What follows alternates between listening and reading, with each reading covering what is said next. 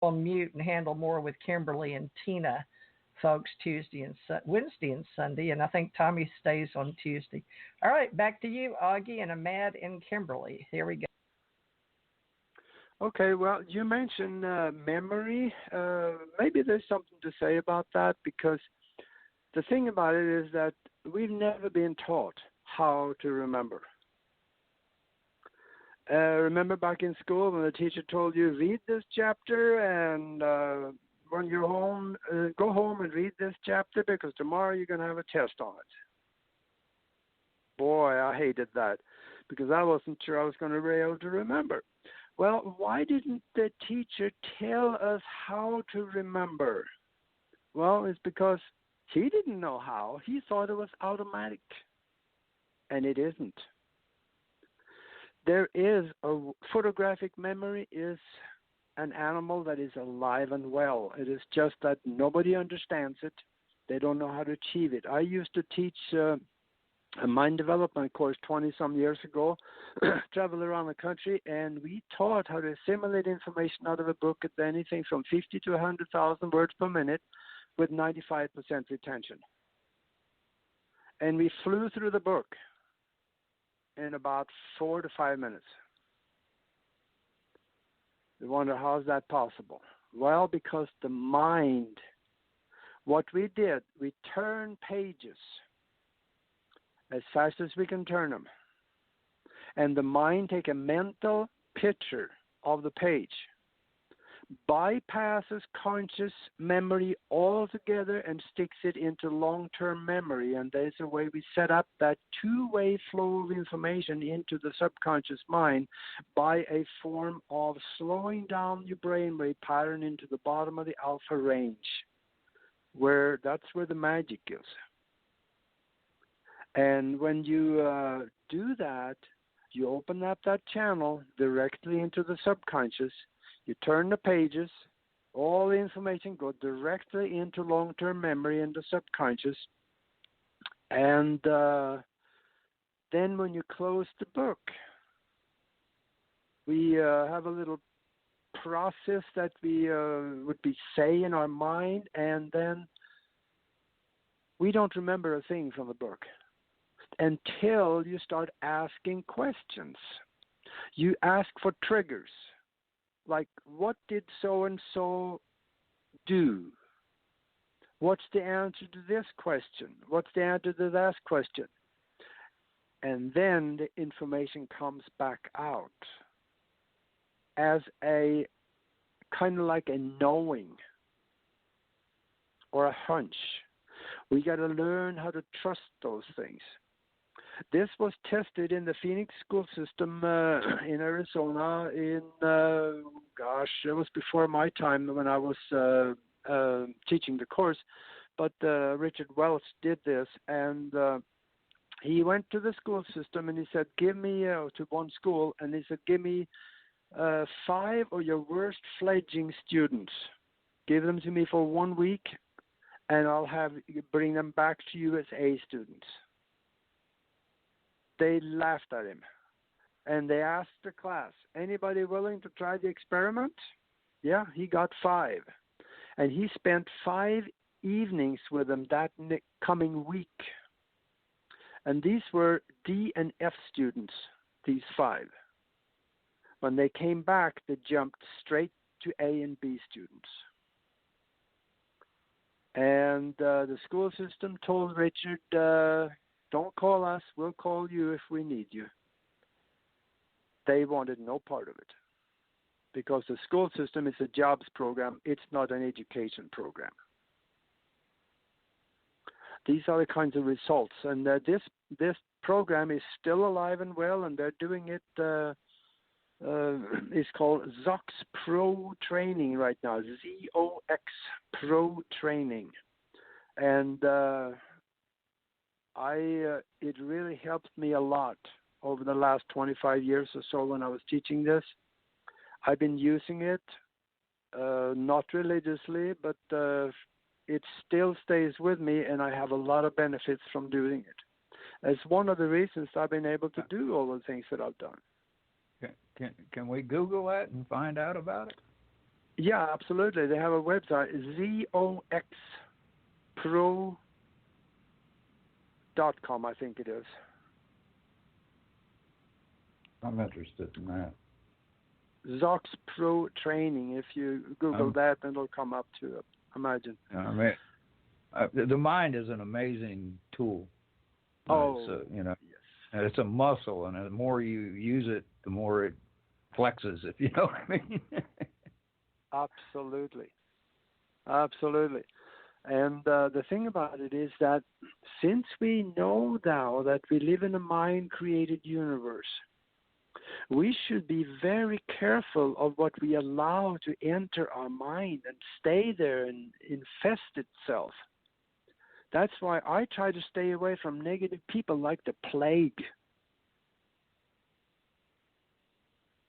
And there's a reason for that, because this concept of learning by osmosis is also alive and well, because when you're around people that speak negatively all the time, or whatever negatively they may do, you observe it. It goes into the mind, and it is accepted as facts in the subconscious mind, because the conscious mind is a discerning mind. The subconscious mind accepts everything as facts. If you are able to convince the subconscious mind that something is real, it becomes real for you. You believe it. That is something I used when I went to flight school. I came to the U.S. and I have a little bit of a language problem at the time. I knew English fairly well, but not the American language, because that's different. And I had a tape recorder with me, so I took a lot of the concepts and ideas that I needed to remember. I talked them in on a tape, and I ran that endless tape at night while I was sleeping. Consciously sleeping, but the subconscious never sleeps. It listens, and it hears everything around you. And that helped me a lot. That's why I aced most of the tests. And people wondering, how did that happen? Language problem and all. And in my mind, I wasn't thinking in English yet. I was thinking in the Norwegian language. And when I read something, I had to translate it into Norwegian to be able to remember it. This is cumbersome and difficult. But it helped me a lot, because when you know that your subconscious mind is full of negative subconscious mind program that is running all the time, you have to create new positive subconscious mind programs to outdo them. Of course, there's another way too, and you love them into existence, those old programs that is negative, because love gets inside of it. It guts the energy, and it becomes positive. So I talk about that in the book too. There's some simple methods on how to get rid of bad habits and stuff like that. Hypnosis is one of them, but there's other ways too. Simple ones. Can we mention that again? Because I'd like to buy one for me and my daughter. I love books like that. Self-help books, self-development books, and books you can find them, in your libraries. But Aage, I really appreciate all you're doing, and we're definitely going to have you back, because many of our fellowship associations are full of volunteers, and also those that work in social media. And one of the situations we have with our moderators is so many people are in the process of helping themselves climb up. And we've seen things on television, and so many of these radio shows do make more, hits on the negative, but we see so much of it on television. And I saw they were taking some of the games away from children about killing people, because things are so sensitive right now. But this isn't the show for that. This is the show for helping people. And the ACO Club is all about advancement and development spiritually. And different people talk different ways. But I used to be very positive and very high motivational, and I did learn those things. However, I was much, much more successful, and I've sort of settled into comfortable reality now. And so I'm sure you can speak to that because you've come through so many times. But I'd like to ask, how do you think, Aage, inside your mind, speaking so many languages? Could you tell the audience in our club, please, for historical purposes, how many languages you speak and how it transfers? Because I'm sure there's a lot of us out there that have used the tools you use, but at the same time, they'll be brand new people. But I'm just amazed because I can barely speak English very good, and I had a little bit of Spanish. So could you help us out, and I'll go back on mute. And I'm sure other people are going, wait, did he just say he has to take this, transfer it, and then he thinks Norwegian or whatever it's called? So explain that, because I heard you say it. My mind, because I'm a visual person, went to trying to do that, going, how would I do that? So explain a little bit, since we're getting a little teaching. I'm definitely going to have you back to go back into all your resume. I'm sure people are like me, want to know much more about you. So I'll go back on mute. Well, I've been in the United States for decades now, so I think in English now, and I dream in English. So I have become, I guess, an American, I should say. But now, when I talk to people all over the world all the time, and whenever I call some of my friends back in Norway, I have to translate my thinking into the Norwegian language. And if I talk to somebody in Sweden, I have to translate into the Swedish language. So I have to do it the other way now than what I did in high school. And, I speak a few languages, but see, that's no big deal, because over in Europe, you can't get out of high school without knowing 3 languages. They all learn 3 languages. That's usually their native language, and English is usually more like a mandatory one. And then they either pick German, French, or something, like that. So, I would say I speak Norwegian, Swedish, and Danish. They're somewhat related, but they're very different. And I wouldn't starve to death in France, and I would probably live a little better in Germany. And I'm still working on my English too, so I can relate to that.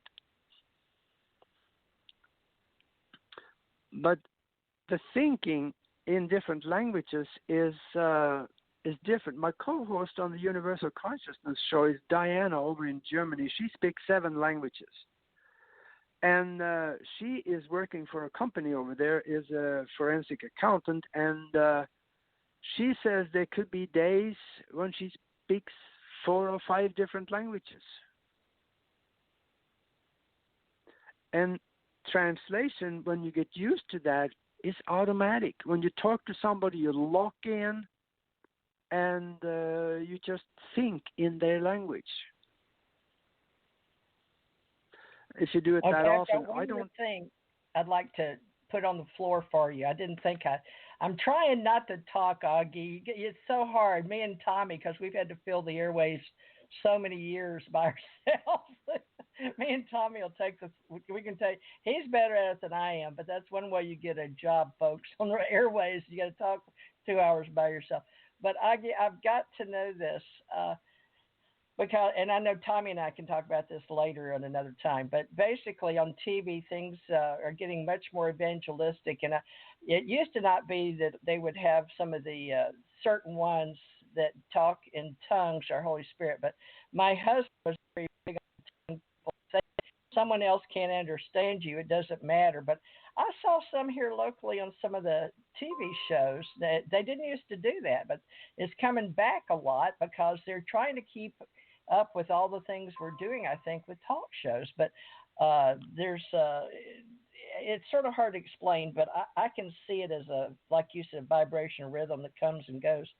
But could you speak just to that little thing, not just changing them in your head, but if someone doesn't understand you, it doesn't matter what you're speaking, not to mention when it's for entertainment, though people may not know that because they're so hypnotized and watching the television shows. I'm not knocking them because I know you had one, but I want to know more about you But in the meantime, if you would just address that on this archive, I'd appreciate it.